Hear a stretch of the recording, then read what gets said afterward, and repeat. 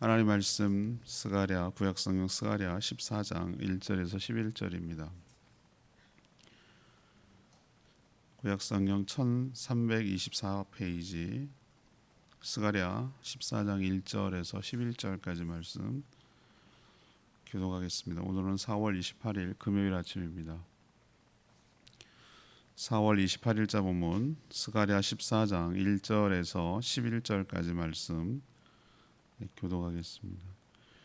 여호와의 날이 이르리라. 그날에 내 재물이 약탈되어 내 가운데에서 나누이리라. 내가 이방 사람들을 모아 예루살렘과 싸우게 하리니 성읍이 함락되며 가옥이 약탈되며 부녀가 욕을 당하며 성읍 백성이 절반이나 사로잡혀 가려니와 남은 백성은 성읍에서 끊어지지 아니하리라. 그때 여호와께서 나가사 그 이방 나라들을 치시되 이왕의 전쟁 날에 싸운 것 같이 하시리라.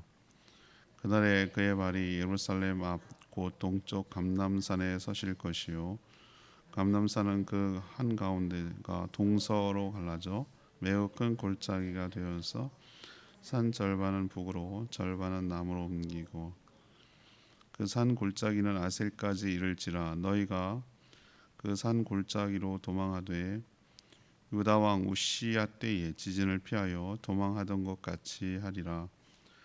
나의 하나님 여호와께서 임하실 것이요 모든 거룩한 자들이 주와 함께 하리라. 그날에는 빛이 없겠고 광명한 것들이 떠날 것이라. 여호와께서 아시는 한 날이 있으리니 낮도 아니요 밤도 아니라 어두워 갈 때에 빛이 있으리로다. 그날에 생수가 예루살렘에서 솟아나서 절반은 동해로 절반은 서해로 흐를 것이라. 여름에도 겨울에도 그러하리라. 여호와께서 천하의 왕이 되시리니 그 날에는 여호와께서 홀로 한 분이실 것이요 그의 이름이 홀로 하나이실 것이라. 온 땅이 아라바와 같이 되되 게바에서 예루살렘 남쪽 림몬까지 이를 것이며 예루살렘이 높이 들려 그 본처에 있으리니 베냐민 문에서부터 천문 자리와 성 모퉁이에서부터 또 하나넬 왕래로부터 왕의 포도주 짜는 곳까지라. 사람이 그 가운데에 살며 다시는 저주가 있지 아니하리니 예루살렘이 평안히 서리로다. 아멘. 여호와의 날이 임하면 여러 나라들을 모아 예루살렘을 침략하고 또 그 성이 함락되어서 약탈이 일어날 거라고 예언하고 있습니다. 하지만 하나님은 그들을 치셔서 남은 자들을 다 보호하실 거라고 말씀하십니다. 또 하나님이 감람산 올리브산에 오를 때 동서가 갈라져서 골짜기가 생길 것이고 거기를 통해 남은 자들이 도망하게 될 것이다라고 예언합니다. 또 하나님의 나라가 되면 빛 가운데 살고 또 친히 생수를 주셔서 친히 다스리는 그런 풍성한 나라가 될 것을 예언하는 내용이 오늘 말씀입니다. 오늘 질문은 종말이 이르면 무슨 일이 일어납니까? 종말이 이르면 무슨 일이 일어납니까? 이것이 오늘 질문입니다. 먼저 1절에서 3절까지 말씀입니다. 하나님이 친히 심판하시고 남은 자를 구원하십니다. 이것이 종말에 일어날 대표적인 일입니다. 오늘 1절에서 말하는 여호와의 날은 언제를 말할까? 세상 끝, 종말을 뜻합니다. 항상 종말은 양면성을 가지고 있습니다. 하나님을 대적하고 또 성도들을 핍박하는 자들에게는 그날이 심판의 날이 될 것입니다. 하지만 환난을 당하는 하나님의 백성들에게는 그날이 동시에 구원의 날이 되고 구원이 완성하는 날이 될 것입니다. 똑같은 환난과 어려움인데 그 두 가지가 전혀 다른 성격의 것이라는 것이죠.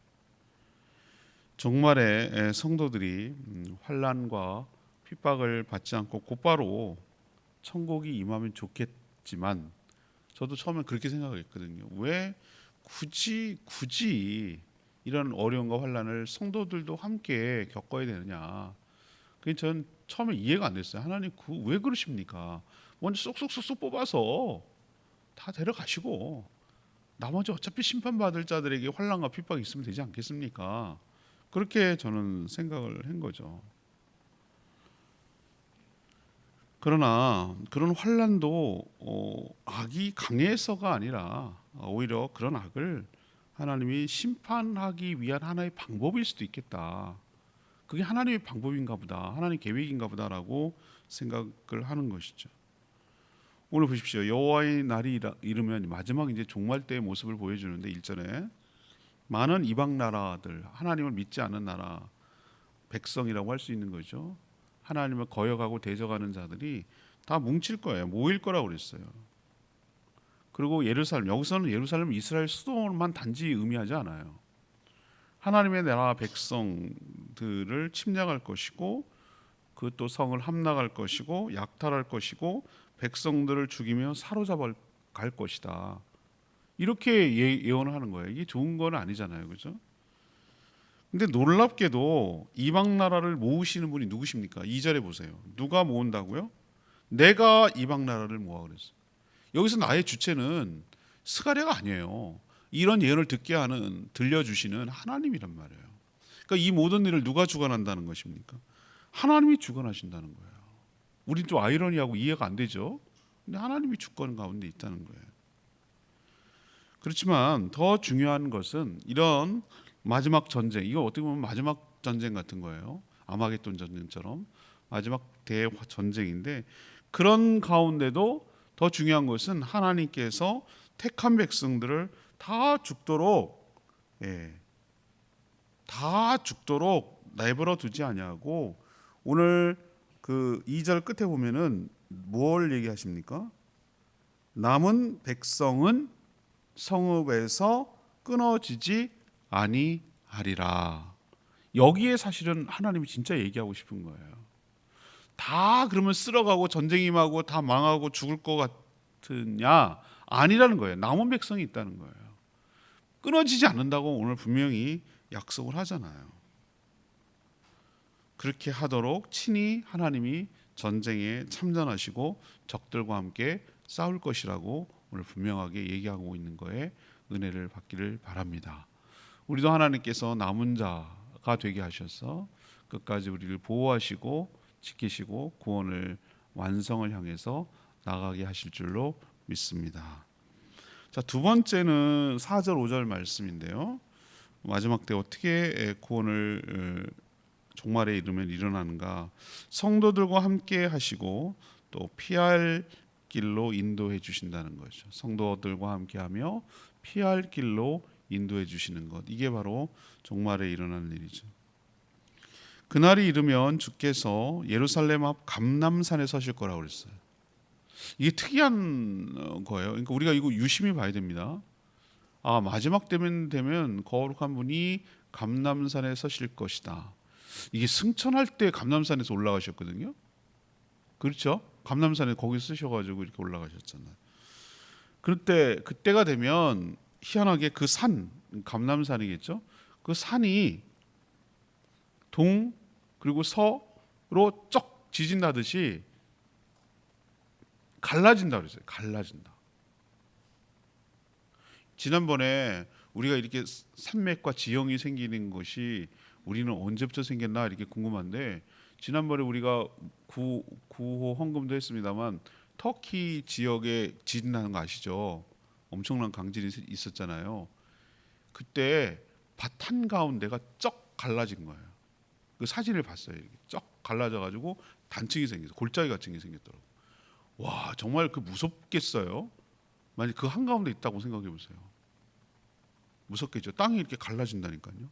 벌어지는 거예요. 벌어지는 거예요. 이렇게 해서 뭐가 쪼개져 나가겠구나. 이게 균열이 생기 가지고 마치 무슨 우리가 생각하면 종이가 뭐 이렇게 찢어지듯이 이렇게 나뉠 수도 있겠구나. 땅도 그렇구나라는 생각이 들었어요. 무섭더라고요. 근데 오늘 그런 표현을 쓰는 거예요. 하나님께서 여호와께서 그 감람산에 설 거라는 거예요. 거기 쓴 순간 동과 서로 이렇게 쫙 갈라져 가지고 그 사이에 뭐가 생긴다고요? 골짜기가 생긴다는 거예요. 전 이거 보면서 무슨 생각이 또 연상이 됐냐면 출애굽할 때 홍해가 갈라진 모습이 느껴졌어요.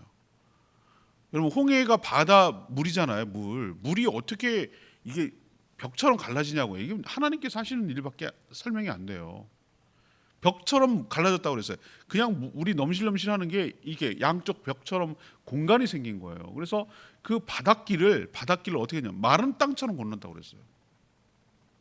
질척질척하고 막 뭡니까 그 갯벌 그렇게 걷는 게 아니고 무슨 마른 땅을 걷듯이 신기하게 하지 않겠어요? 이쪽 양쪽에 물이 이렇게 쓰여요. 수족관도 아니고 막힌데 수족관처럼 있고 마른 땅처럼 건넜다는 거예요. 그 신비한 경험 아니겠어요?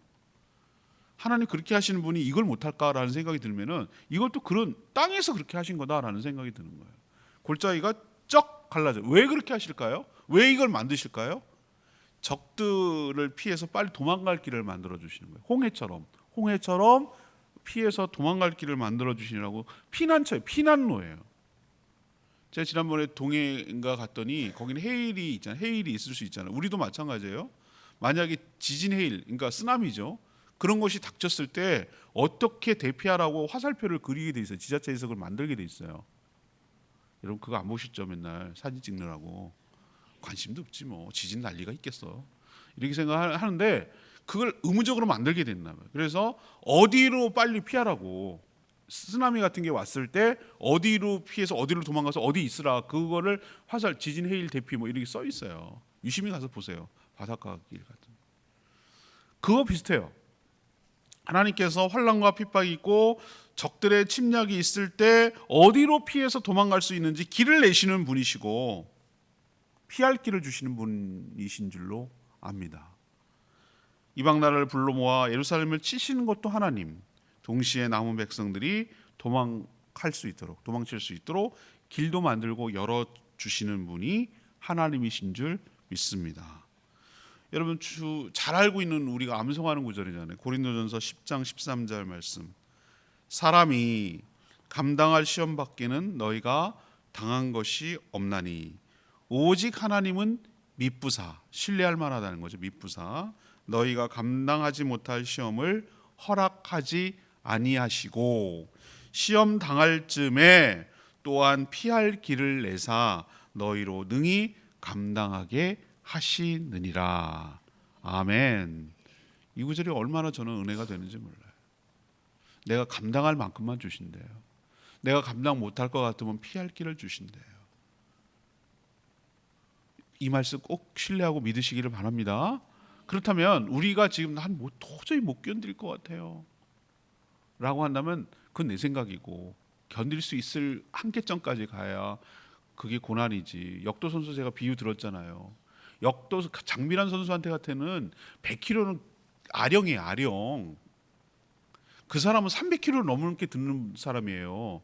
그럼 그 사람 훈련할 때 어떻게 됩니까? 적어도 300kg 이상은 드는 훈련을 해야 그게 훈련이 되는 거지.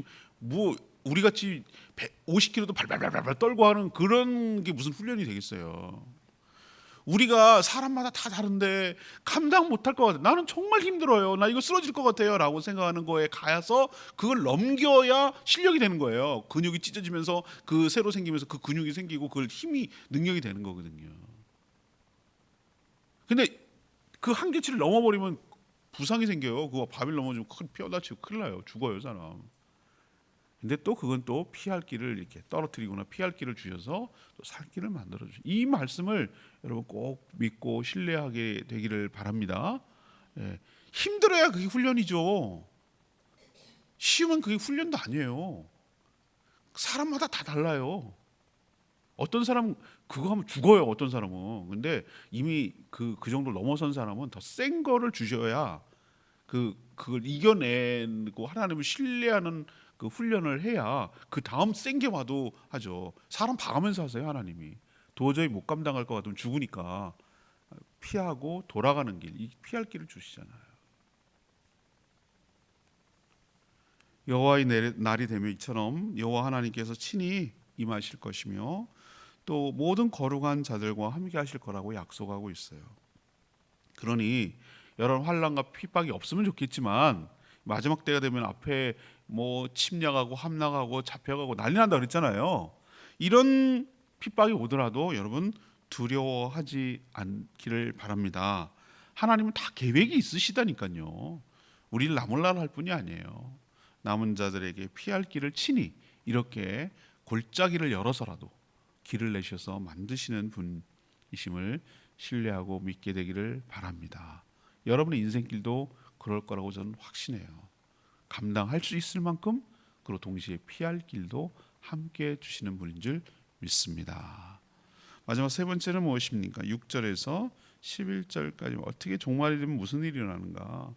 6절에서 11절 친히 하나님의 나라를 다스리며 축복하여 주실 줄 믿습니다. 자, 여호와의 날이 이르면 어떻게 될까? 지금과는 전혀 다른 세상이 될 것이에요. 지금까지 존재하던 빛이 필요 없어요. 태양이 필요 없어요. 여러분 제가 창조과학회 가서 배우는데 제가 질문한 게 뭔지 아세요? 넷째 날에 해를 만드셨는데 하루가 지나고 뭘 창조하고 하루가 되니 밤이 되니 하루가 지나고 첫째 날이더라. 그게 어떻게 가능합니까? 제 질문, 똑똑한 질문했죠. 여러분 아무 생각 없습니다. 그 태양이 넷째 날에 생겼는데 그러면 첫째 날, 둘째 날, 셋째 날은 뭘로 기준을 정할 거냐 이거예요. 태양 자체가 없는데, 근데 그분이 말하는 거에 내가 은혜가 됐어요. 왜 꼭 태양만 빛이라고 생각하시냐? 그 말을 하니까 그렇지. 우리가 내가 선입견을 갖고 있었네. 빛이 얼마나 다양한 종. 그리고 목사님 아시지 않습니까? 하나님께서 태양을 만들기 전에 빛이 있으라 하셨지 않습니까? 빛과 어둠을 나누지 않습니까? 그 빛이 뭐라고 생각하시냐 이거예요. 나보고. 그 맞네.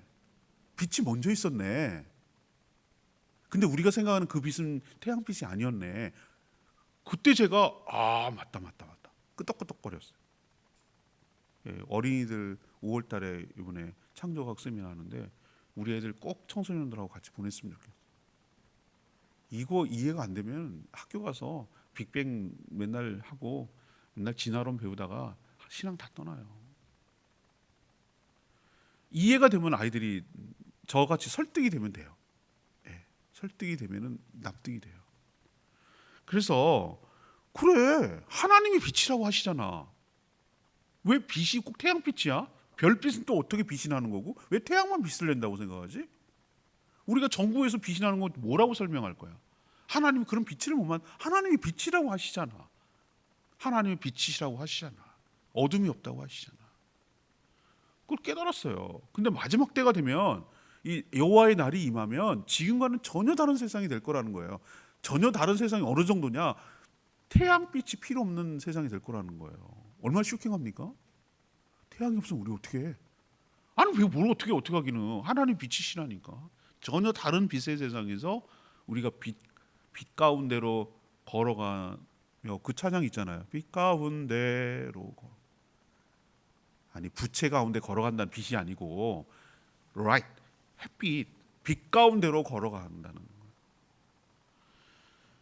지금까지 존재하던 빛이 필요 없어요. 빛이신 하나님이 우리를 친히 비춰주시는 날이 여호와의 날인 줄로 믿습니다. 또 하나의 개념이 뭐냐면은 생수가 예루살렘의 솟아나 항상 흐를 거래요. 요한계시록에 나오는 그 모습이 딱 그 모습. 생수. 에덴 동산에서 여러분 창조한 거 기억나십니까?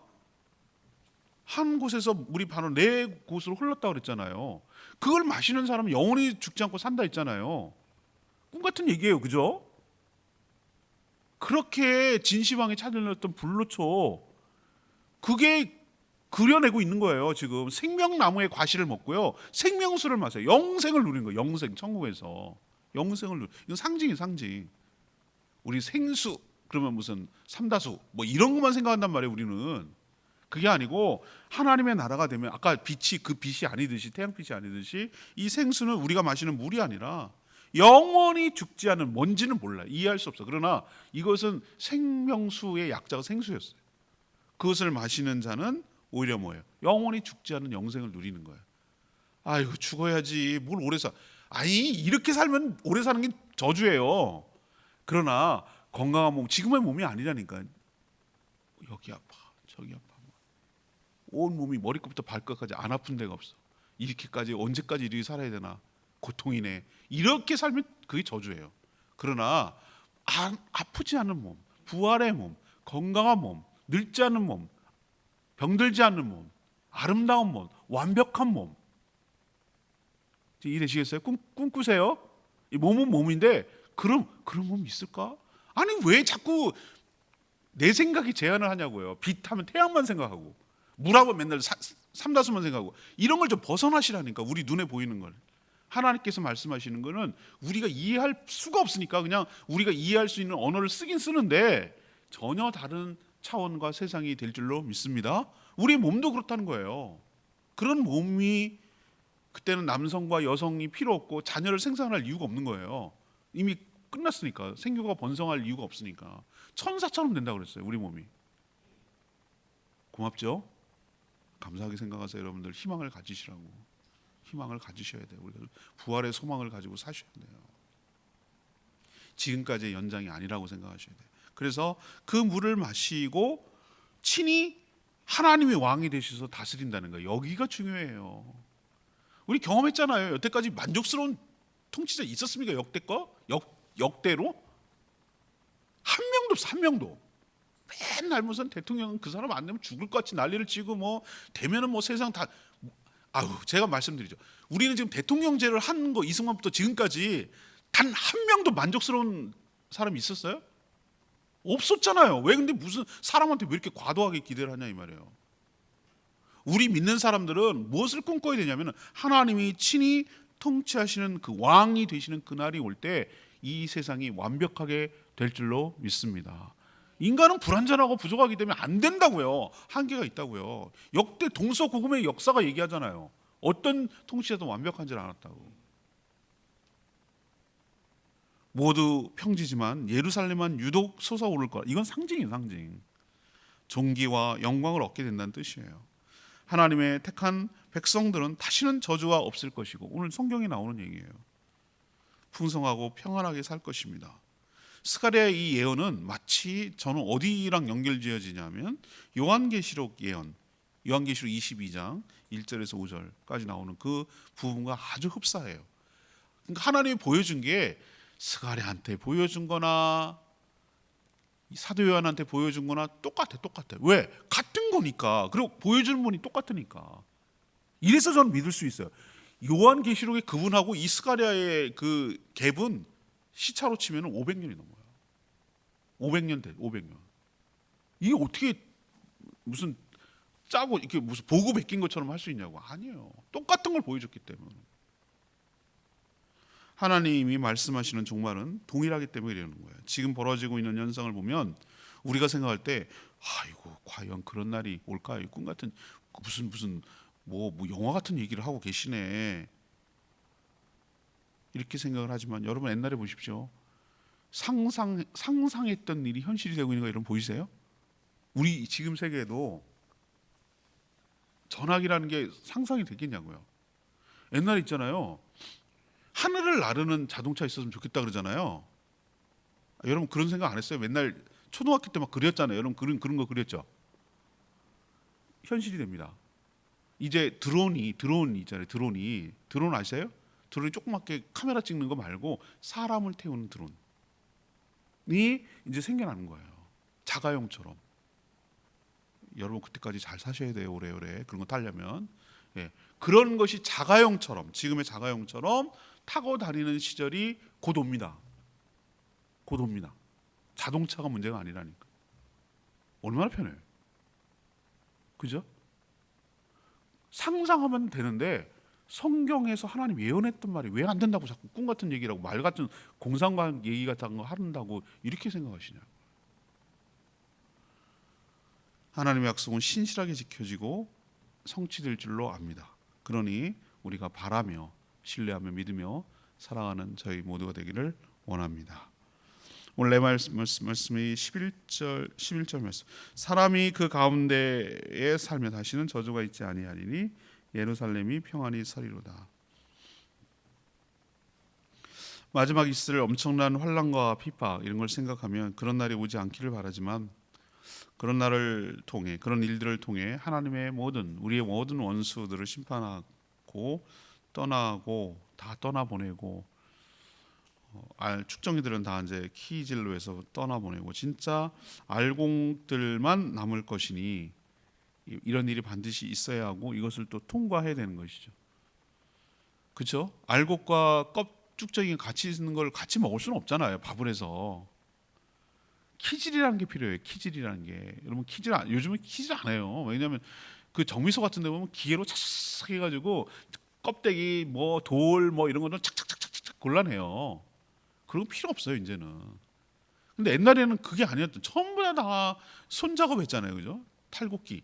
저는 아직도 어렸을 때 했던 게 기억난다니까. 벼 같은 거 이거 했을 때 이렇게 발을 밟으면은 빼쭉빼쭉하게 생긴 그 통 같은 게 있어가지고 벼를 탁탁탁탁 털어가지고 알곡만 떨어뜨리는 거 좀 봤어요. 그렇게 탈곡하더라고. 콩도 진짜 무식하게 털었어. 도리깨라고 그래갖고 휙 쳐가지고 한 대 빡 치면은 껍질을 빡 치면 나오고 이렇게 했다고요. 다 키질 있잖아요. 키질 소금 해가 오줌 싼 놈들 손바닥으로 키 뒤집으시고 그렇게 옛날에 사극에 나오잖아요. 그 키질 기억나시죠? 이게 원리에 따라서 무게에 따라서 이렇게 탁탁탁 이렇게 하면은 알곡을 앞으로 착착착착 이렇게 모아져요. 이렇게 움직일 때마다 털 때마다 껍질은 희한하게 무게가 안 나가니까 이렇게 해가지고 절로 가서 막 떨어지는 거예요. 하나님이 키질한다는 게 이게 환난과 핍박이에요. 이걸 흔드신다고. 너도 가냐? 너도 다. 예수님 묻잖아요. 너도 가려냐? 이렇게 묻잖아요. 생명의 말씀이 여기 있는데 내가 어딜 떠나겠냐 고백하잖아요. 아시겠어요? 생명의 말씀이 여기 있다는 거예요. 어딜 가겠냐. 다 이해관계 때문에 무슨 이유 때문에 내가 자식이 잘 되려고 내가 사업 잘 되려고 그런 얄팍한 생각으로 예수 그리스도를 믿고 이용하려고 믿었던 사람들은 마지막 이 키즈를 통해서 다 떨어져 나갈 거예요. 다 떨어져 나가는 거예요.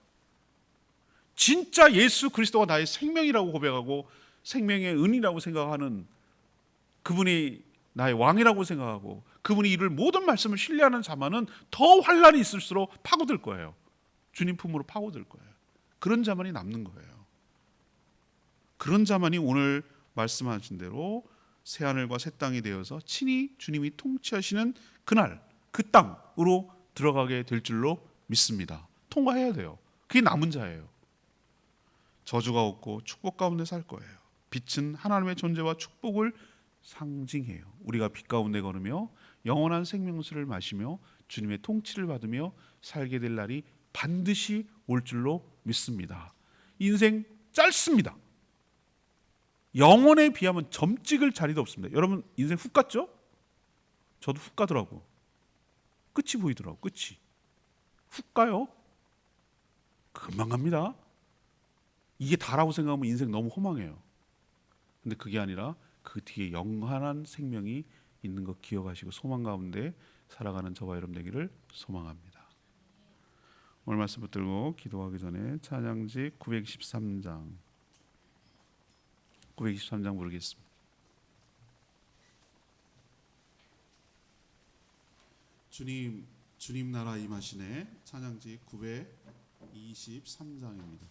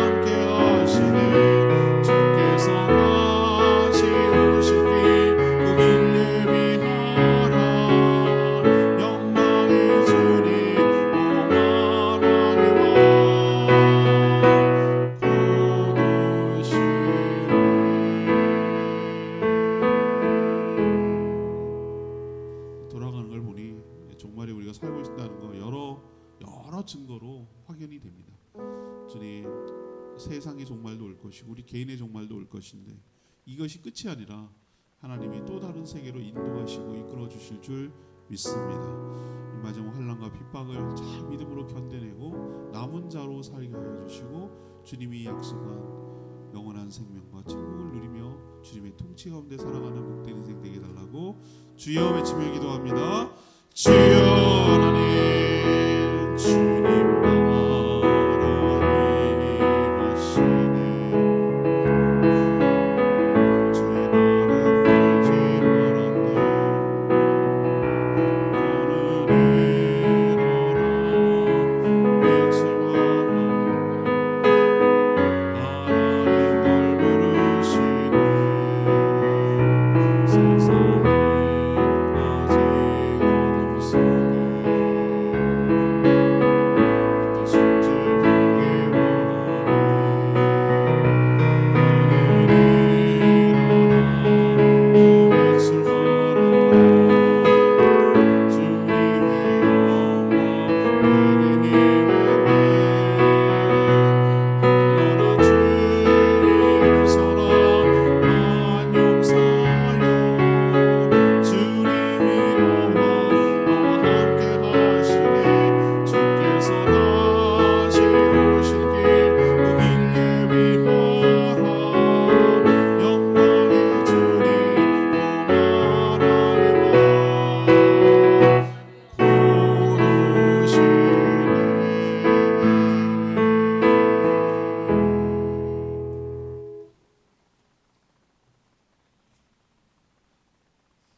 기도하겠습니다. 하나님, 앞으로 있게 될 여호와의 날이 어떤지 분명하게 가르쳐 주셔서 감사합니다. 분명 엄청난 환난과 핍박이 우리를 기다리겠지만 그것을 통해 오히려 원수를 멸하시고 남은 자들을 보호하시며 구원하여 주실 줄 믿습니다. 친히 우리가 피할 길을 마련해 주셔서 안전하게 인도하여 주실 줄 믿습니다. 하나님이 친히 왕이 되시고 우리에게 빛이 되어 주시고 비춰 주시고 또 생수의 강이 흘러넘쳐 우리가 영생을 누리게 될 줄 믿습니다. 다시는 저주가 없을 것이며 하나님이 주시는 풍성한 축복을 누리며 평안히 살게 될 줄 확신합니다. 그런 날이 속히 오도록 간절히 소망하며 환난과 핍박 가운데도 믿음으로 인내하며 버티고 견디고 그날을 볼 수 있도록 남은 자가 되게 하여 주시옵소서. 오늘도 간구하는 모든 기도 주님께서 응답하여 주시고 주님과 동행하는 복된 하루 되게 하시며 우리가 해야 될 맡은 여러 가지 일들을 감당할 수 있도록 힘과 지혜와 능력과 건강과 재물과 사람들을 붙여 주시옵소서. 오늘 있을 떡볶이 전도를 통하여 어린이들에게 복음이 잘 확산되게 하시고 또 모이는 목장들마다 축복하여 주시옵소서. 주님 손에 모든 것 맡기며 예수 그리스도의 이름으로 축복하며 기도합니다. 아멘. 오늘 하루도 주님의 은혜 가운데 살아가는 복된 하루 되길 축복합니다. 충분히 기도하고 하루 시작하겠습니다. 기도합니다.